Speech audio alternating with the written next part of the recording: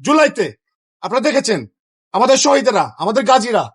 শহীদের রক্তের বিনিময়ে সেই ফ্যাসিস্টের হাত থেকে ক্ষমতা টেনে এনে যেভাবে আমাদের ভাইয়েরা সংগ্রাম করে জনতার হাতে এই ক্ষমতা এনে দিয়েছে,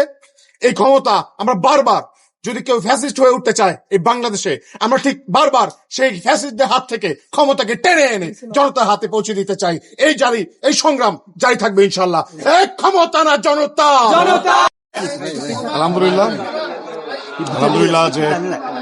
আল্লাহ সবকিছু সহজ করে দিচ্ছেন। আল্লাহ হয়তো চাচ্ছেন যে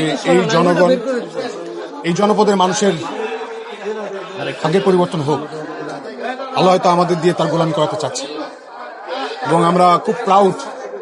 বান্দা হিসেবে আমরা আল্লাহর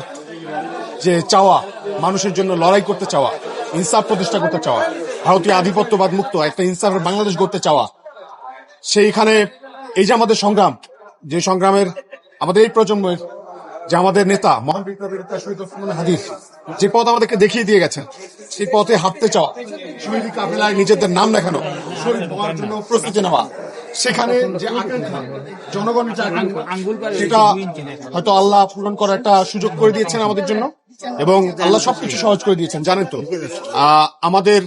যেভাবে প্রতিকূলতা তৈরি হয়েছিল, আমাদের মনোনয়ন বাতিল করা হয়েছিল, সেখান থেকে আমরা চ্যালেঞ্জ করেছিলাম, মহামান্য আদালত আমাদের প্রার্থিতা বহাল রেখেছেন এবং আজকে প্রার্থিতা ফিরে পেয়ে আল্লাহর কাছে দোয়া করেছিলাম। আমাদের ভাইয়েরা সবাই যারা আছে, আমাদের যারা ঢাকার 18 আসনে ভোটার ভাইয়েরা যারা আছে, সেখানকার সবার পরামর্শ অনুযায়ী সবাই বলেছে যে আপনার জন্য রেল ইঞ্জিন মার্কাটা আপনি অবশ্যই চাইবেন এবং সবার সম্মতিতে আমরা এখানে এসেছিলাম এবং আমরা সেটাই চেয়েছি, ভাইয়েরা চেয়েছেন এবং আল্লাহ আমাদের প্রতি সদয় হয়েছেন যে রেল ইঞ্জিন মার্কা আমাদেরকে দেওয়া হয়েছে এবং আলহামদুলিল্লাহ আমাদের মনে হয় যে রেলটাকে ঠিক করার একটা সুযোগ আমাদের হাতে আসতে চলেছে। আমরা এই যে সংগ্রাম, এই যে লড়াই, দুর্নীতির বিরুদ্ধে, অনিয়মের বিরুদ্ধে, অন্যায্যতার বিরুদ্ধে, বেইনসাফের বিরুদ্ধে, ইনসাফের পক্ষে, আধিপত্যবাদ মুক্ত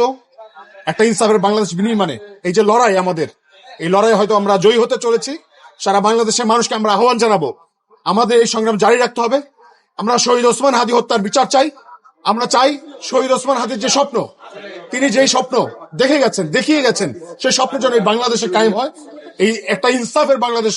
গঠন করার একটা সুযোগ আমাদের হাতে আসে এবং সারা বাংলাদেশের মানুষকে আমরা আহ্বান জানাচ্ছি, আপনারা আসেন, এই সুযোগ আমরা হাতছাড়া করতে চাই না। যেহেতু আল্লাহ আমাদেরকে পথ দেখাচ্ছেন, আল্লাহ আমাদের সবকিছু সহজ করে দিচ্ছেন, আমরা বিশ্বাস করি আল্লাহ হয়তো বা আমরা যদি একটু সবাই সংগঠিত হই, একটু যদি আমরা সবাই একটু নড়াচড়াও করি, আমরা যদি একসাথে হাতে হাত রেখে সামনে এগিয়ে যাই, আমরা হয়তো বা এই আধিপত্যবাদ, ভারতীয় আধিপত্যবাদ মুক্ত একটা ইনসাফের বাংলাদেশ আমরা গড়ে তুলতে পারবো ইনশাআল্লাহ।